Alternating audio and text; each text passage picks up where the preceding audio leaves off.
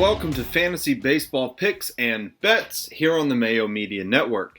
I'm your host, David Jones, at Tenacious D Jones from the FTN Network, FTN Daily, FTNBets.com. Check it out. While you're here, please like the video, subscribe to the channel, check out all the great content coming out of the Mayo Media Network. You know the drill. A lot of great stuff coming through the Mayo Media Network on a lot of different sports. Good place to get a lot of different content. So, Fantasy Baseball Picks and Bets is presented by PrizePicks.com. PrizePicks.com. Head over there with the code MMN, as in Mayo Media Network.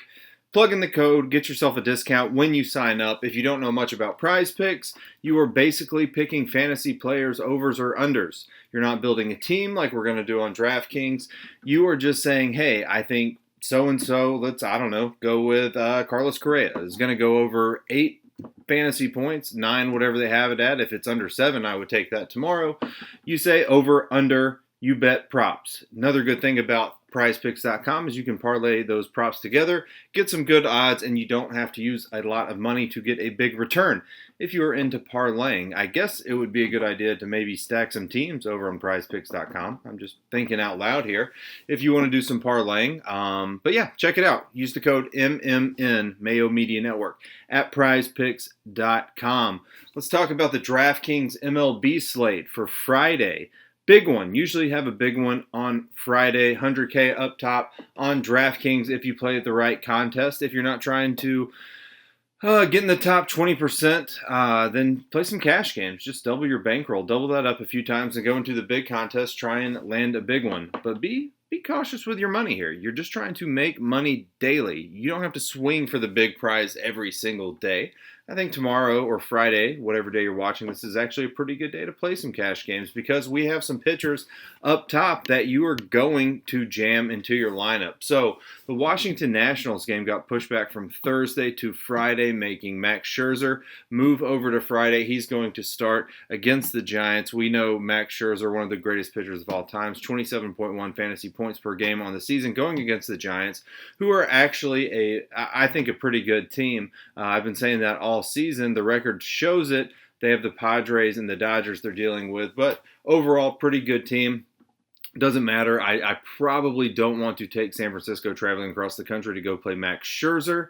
I'm going to choose Scherzer over San Francisco, but we have other pitchers to talk about too. He's not my number one pitcher. I'm just kind of going down the list here. I'm going to live in the top 4, maybe top 5. I might fit Kershaw into there. You've got Scherzer, DeGrom, Woodruff, Giolito for the Chicago White Sox, and Kershaw.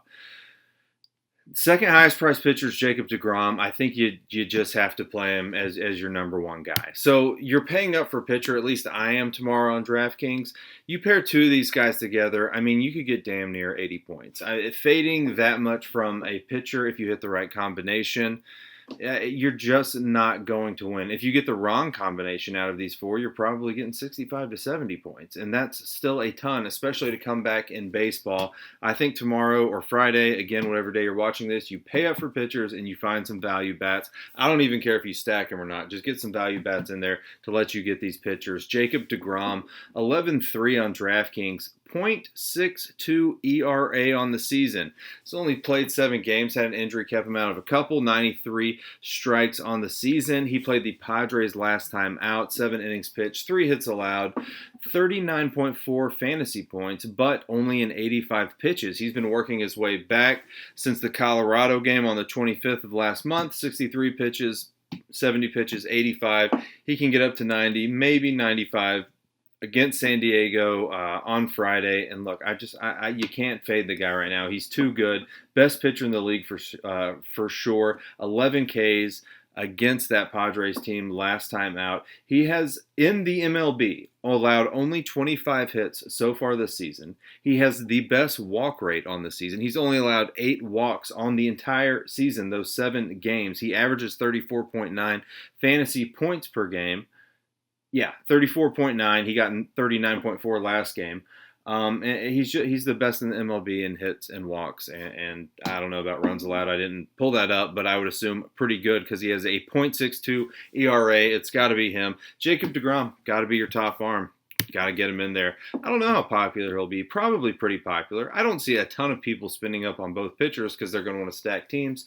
Probably don't do that myself tomorrow. Brandon Woodruff up next. Like him a ton against the Pittsburgh Pirates. Pittsburgh Pirates have the worst offense in the MLB on the season. They have the worst runs per game on the MLB. They have the second last in runs the last 3 games that they've played. They're the second worst on the road. They're playing on the road in Milwaukee tomorrow. The worst team on the road is the Rockies, obviously. Just a bad squad overall there. Woodruff, 39 hits on the season. That's the 4th best. Jacob deGrom is the 1st. He's the 4th. Both have, Woodruff has a better matchup, quite frankly, than Jacob deGrom, but I want them both. I want Jacob deGrom. I want Brandon Woodruff.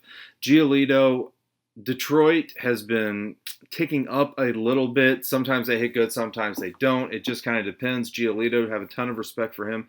Would have got to him, I bet, if Max Scherzer didn't get pushed back to Friday. Giolito, 3.88 on the season, record of 5-5. Doesn't really matter. Whip 1.12. His hits were up last game. His fly balls were up. It's a little bit scary. That's what you worry about with Giolito is the fly balls. 9 fly balls last game, 9 the game before that. 8 back against Kansas City.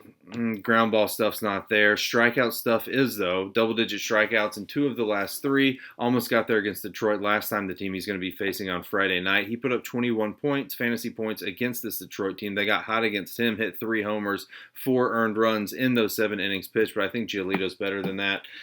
He's probably my 4th favorite guy after Max Scherzer. So I'd rank him DeGrom, Woodruff, Scherzer, Giolito, and get to Kershaw if you want to. He's cheap enough and probably makes him a little bit more popular than maybe he should be, but Texas too. I mean, you can certainly target Texas. I like the Dodgers Park as a hitter's park. I want to see what lineup Texas rolls out, quite frankly, to know if I'm going to play Kershaw or not. Kershaw, he started out extremely cold last year. He's kind of got back into that form, even though he started off hot. Just not a guy I have that I want to make a priority on this slate. So those are your pitchers. You're paying up. Don't fade the 75 to 80 points with the right combo.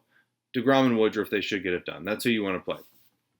I'm going to list my top stack next, even though you're not going to be able to fit them with DeGrom and Woodruff. If you decide to go a different direction, go for it, but it clearly has to be the Houston Astros, right? So, yes, they're going to be very expensive, but I can't just act like they're not in a great spot and not tell you to play the Houston Astros going up against Matt Shoemaker.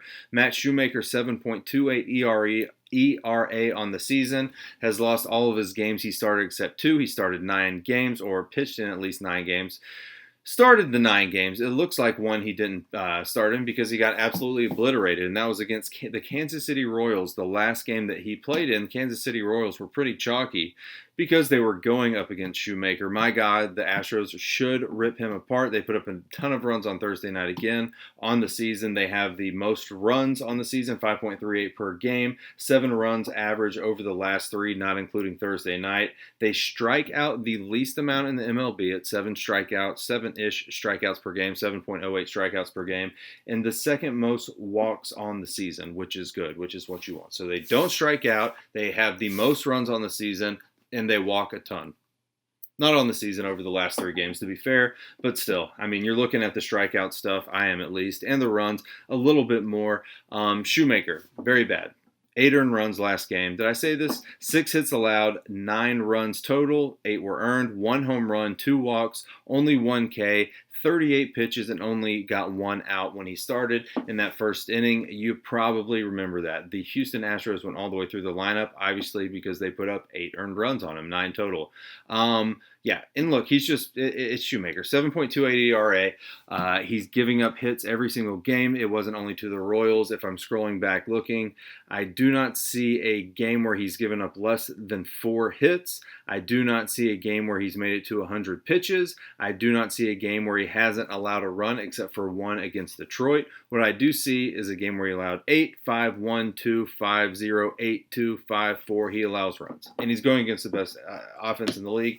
I don't know how much more I have to stress that. Your hitters are going to be Jose Altuve, super hot lately, hit a home run Thursday night. I think he's got like 3 in his past 5 games, something like that. I'm not looking at it. I'm just trying to remember. He's hit a homer off Shoemaker before, 7 homers in his last 113 at-bats, hitting 350. WOBA over that time frame, Carlos Correa, I'm going to look at after that in his last 128 at-bats, 8 homers, hitting 250 ISO, 360 WOBA. Kyle Tucker, my favorite Astro on the season, has kind of cooled down lately, but he came out extraordinarily hot after the first month, so that's not coming out hot, that's getting hot and cooling down.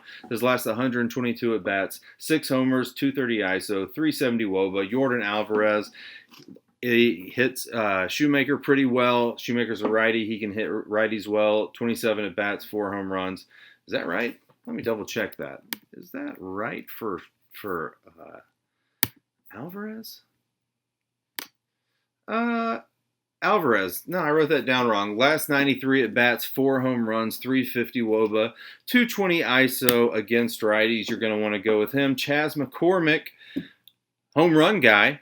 Hopefully he starts tomorrow. We have to see the Houston Astros. They might throw Brantley in there, Tucker Straw, Maldonado, something like that. If we can get Chas McCormick in, I'm interested in him. He should be cheap. 39 at-bats, 3 homers, 320 WOBA. You're looking for cheap bats, so he would be a good one. Look at the back of that Astros lineup for cheap bats. If we can find them, they've all been pretty hot, so the price might not be that cheap. And Yuli Gurriel, been good really all season. He's very good at getting guys around the bases once they're on, and the guys ahead of him on the bases or in the lineup are going to be on the bases with Alvarez, Bregman, Correa, Altuve. Yuli Gurriel is in a good spot to clean up some batters, even though he's not hitting fourth. So if you can fit him. Good for you. I hope you can, because they're going to put up some runs. Look at some totals for the Astros. It's not up yet, but imagining it's going to be 5.5 or something, I would probably still take the over. Not official bet, though. So that's my stack, Houston Astros. If you want to look for cheap stacks,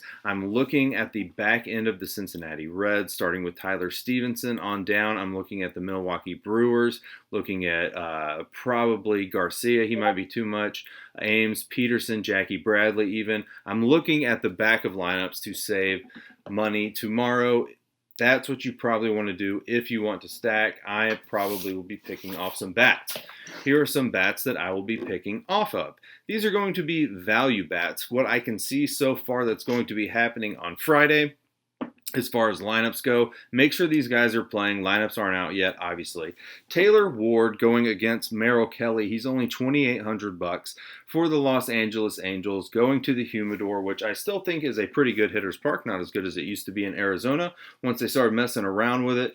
But Taylor Ward last 60 at-bats, 4 home runs, hitting 250 ISO, 310 WOBA, getting kind of hot-ish. Like, he's been okay recently. And he's still cheap, and he's got some good bats in front of him. The best bats are clearly at the head of the Angels lineup. It gets real gross towards the back, but Taylor Ward, he's got a hit in 2 of his last 5, 1 game with 2 hits. He's got on base every game except for 1 over his last 5. I think he's too cheap. I like the way he lines up against Merrill Kelly. That's who I'm going to play. Tyler Stevenson, probably my favorite cheap guy on the slate. I will definitely have him. We'll be hitting cleanup for the Reds against Kyle Freeland, the lefty. Kyle Freeland, 6.32 ERA. At his last game, he got absolutely lit up. 10 hits in 5 innings pitched. That was at Coors, but it wasn't a lot of homers. It was a lot of hits. So that does matter to me. I mean, Coors is great for home runs, but if you're just getting hit like that, I don't care where you're pitching.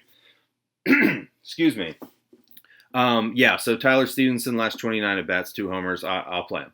AJ Pollock, only $3K, going up against Mike Foltynewicz of the Texas Rangers in Los Angeles. AJ Pollock didn't start the season in the lineup. He has been in the lineup recently. I had to go back a month and look for the last time he got a goose egg. Couldn't find one. He's always scoring, but he's not scoring big. He's always has the opportunity to score because he's on the Dodgers, have a fantastic lineup, just not hitting home runs. If he could do something like hit a home run, that would be great against Folty. A lot of people do that. He got bludgeoned at the beginning of the season. But AJ Pollock, I mean, I'll take you rounding the bases once for $3K. That'll be all right with me. Hopefully he can get some power behind the bat like he had last year. Bobby Bradley, probably my second favorite cheap bat on the slate. Nobody knows this Bobby Bradley guy for the Cleveland Indians. Going to be going up against Dunn of the Seattle Mariners, who's coming back from shoulder inflammation. Probably doesn't look like it's going to limit him too much, and Dunn is not a terrible pitcher, but he has allowed an earned run in every game he's pitched so far this season. Bobby Bradley, 2,800, got a 3-hit game. He just started starting, by the way. He just got into the starting lineup over the past 3 games. Had a 3-hit game with 4 at-bats at Baltimore. That was a high-scoring game. Did not get a hit against St. Louis in his last one, but did round the bases. In his first game at Baltimore, did pretty good with 7 DraftKings points. I could read you the averages. They're going to sound great, but it's a very small sample size. Point is that he can get on base. He can round the bases. 2,800. Hopefully he can get a guy in. He is a lefty batting tomorrow, and I think you can attack Dunn with him. So Bobby Bradley, cheap. Looking at cheap bats. Lastly, I'm just taking a stab here. Don't particularly love it, but I do want a piece of the Milwaukee Brewers offense. Jackie Bradley batting towards the back, 2,600, going against Chase DeJong of the Pittsburgh Pirates. 5 homers in his last innings pitched for Chase. So hopefully he gives up another one. Hopefully it's to Bradley. Sometimes he gets hot, sometimes he doesn't. Chase DeJong has a 5.40 ERA, and he has a high fly ball rate. That's 2 things that you want to target. So there are some cheap bets for you on Friday night. Next up, couple bets I like. Didn't see a ton that I like, but the ones that I'm leaning towards, probably going to be the Diamondbacks, plus 1.5, minus 130. Ohtani against Kelly. I think Ohtani's probably a better pitcher. He's got a high walk rate. Everybody knows that. I don't love the Angels traveling to Arizona. I only really like playing the Angels against lefties. The Angels are much better against lefties, in my opinion. They have better lefty hitters that stack up nicely, in my opinion, towards the front of that lineup, and I don't typically play them against righties. Even though they've been pretty good lately, I'm going to go with the Diamondbacks here. Hopefully they can bounce back at home and not lose by 2. I feel like that sounds pretty good. Ohtani's not my favorite pitcher. I don't know. I don't know if he's going to go out and get a lot of wins. How many wins does Ohtani have this season? Is it even going to tell me? 2-1, 2.76 ERA with a high walk rate. I don't know. I think the Diamondbacks can keep it within 2. Then I'm going to take Oakland to win, minus 135, a little bit higher than I like to take on the money line, but the Kansas City Royals are terrible over the last 3 games, or over the last 4 games. They have the least amount of runs in MLB. The pitching matchup, I would maybe even lean with Kansas City a little bit, but there's no way I'm going to rely on those Kansas City bats at Oakland, which is not a hitter's park. That is a pitcher's park. I just don't think Kansas City can score any runs, so I'm going to bet on Oakland. Appreciate you watching. That's about it. Come follow me on Twitter at TenaciousDJones. Follow my work over at the FTN Network. Go over to prizepicks.com. Use the code MMN to get yourself a discount. Like, subscribe to the channel. I'll catch you next time. Hopefully you can win some money this Friday night. Have a good time.